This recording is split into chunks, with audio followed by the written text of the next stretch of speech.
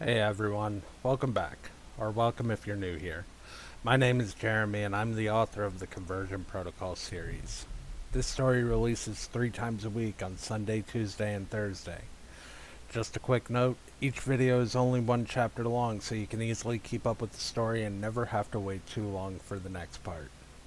If you haven't checked it out yet, you should go listen to chapters 1 and 2, they're already live. Alright, let's dive in. The next morning came too early, the way mornings usually do when you've spent half the night staring at impossible glowing words and melted paw prints in a suburban backyard. I was already starting on my third cup of coffee, staring at the blank wall where the message had appeared, when I finally made the call. Fell picked up on the second ring, his deep, rumbling voice still thick with sleep. You better be dying, Elliot. I was having a damn good dream for once.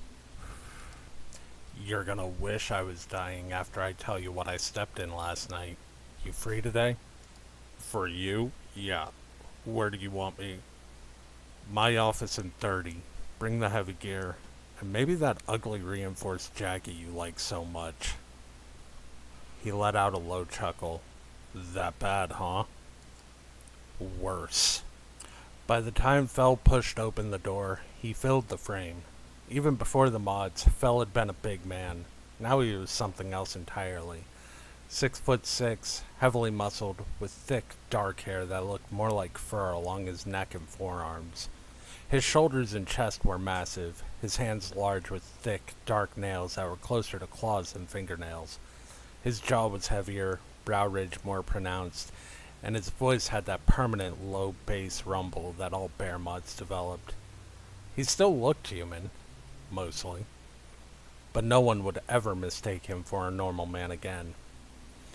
He dropped into the chair across from my desk. It creaked loudly under his weight. Alright, spill it, he rumbled. I told him everything.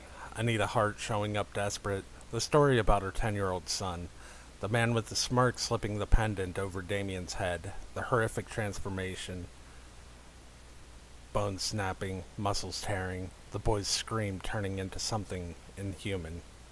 The giant wolf bigger than a car, the melted grass and massive paw prints, the corrupted security footage.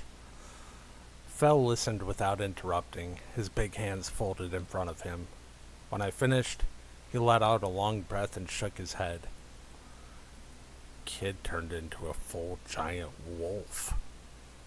That doesn't sound like any mod tech I've ever heard of. Exactly my problem. We spent the next hour making a plan. Fell would shake down some of his private security contacts, while I hit the streets and talked to my old informants. We'd meet back up later and compare notes. As we stepped out into the humid San Antonio morning, the familiar knot of resentment twisted in my gut again. Mods hadn't started as some grand plan to remake humanity. It began as military gene therapy, trying to help wounded soldiers heal faster and survive injuries that used to be fatal. But once the tech leaked, it exploded. People started grafting animal DNA into their own for strength, speed, enhanced senses, reflexes, you name it. The results varied. Some people barely looked different. Others, like Fell, carried much more obvious changes. Society fell in love with it. Then corporations started favoring mod applicants. The military made it mandatory. Law enforcement followed. Enhanced officers for an enhanced world, they called it. I watched it destroy careers, marriages, and sometimes minds. The animal instincts didn't always stay quiet. I refused the mods twice, once in the Marines, once on the Force. That decision cost me both careers. That's why I'm out here scraping by as a private investigator, while so many of my old brothers and sisters walk around changed. Fell was different. He never asked for any of it.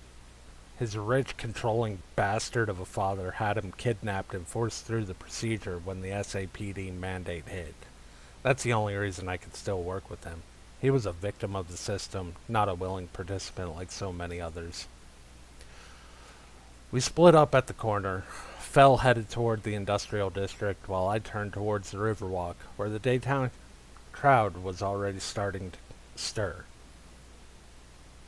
I spent the next several hours leaning on old contacts, buying drinks, and listening to the pulse of the city. Most of it was the usual noise, but a dimly lit dive called the Hide. My old informant Rico finally gave me something useful. You're asking about a guy with a permanent smirk? Tall, thin, always in a hood? He glanced around nervously. I've heard whispers. He's making special deliveries, not drugs. People are calling it curse shit. Old, dangerous, and this guy smiles the whole time like he's enjoying the show. I slid more cash across the table. Where? Rail yard, south side. My phone buzzed before I could press him for more. Fell. Blake. His deep voice came through tight. One of my contacts saw your smirking guy last night. Handed something small to a junkie. The junkie started screaming a couple minutes later. Sounded real bad. Just like what you described. My jaw tightened. Rail yard? Yeah. Meet me there in 20. And Fell, come locked and loaded. Something about this whole thing feels wrong. I hung up and stared down the sun-baked street.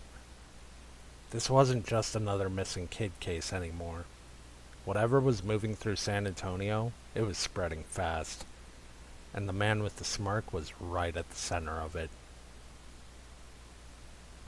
That's the end of Chapter 3. If you want to find out what Blake discovers next, make sure you're subscribed. New chapters drop Sunday, Tuesday, and Thursday.